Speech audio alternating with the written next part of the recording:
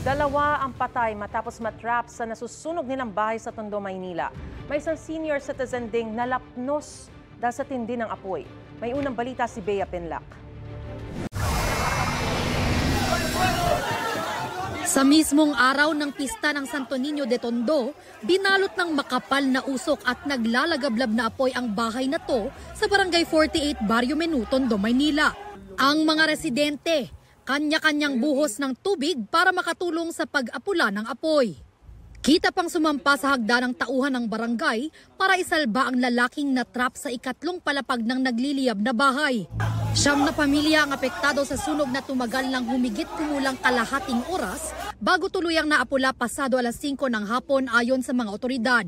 Isang senior citizen ang sugatan. Akala ho namin okay na. Kasi yung senior citizen na nailabas namin, na lapnos yung likod, bali napadala ho namin sa ambulansya. Patay naman ang 58 anyos na lalaki at kanyang pamangkin na 43 anyos. Umakyat pa ulit si Papa kasi nandun pa yung pinsan ko. Hindi na po sila bumaba.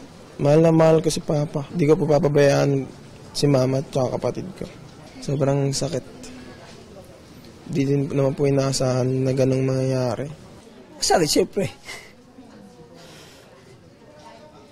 Hindi ko man in-expect na.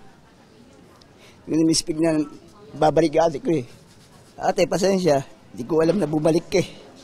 Inaalam pa ang sanhi ng apoy na nagsimula raw sa ikalawang palapag ng bahay. Nagpahatid naman ng tulong sa mga nasunugan ang mga otoridad, pati ang ilang kapitbahay. Nasikaso ka na agad namin yung 9 families.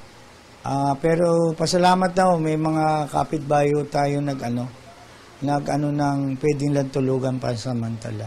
Ito ang unang balita. Bea Pinlac para sa GMA Integrated News. Gusto mo bang mauna sa mga balita?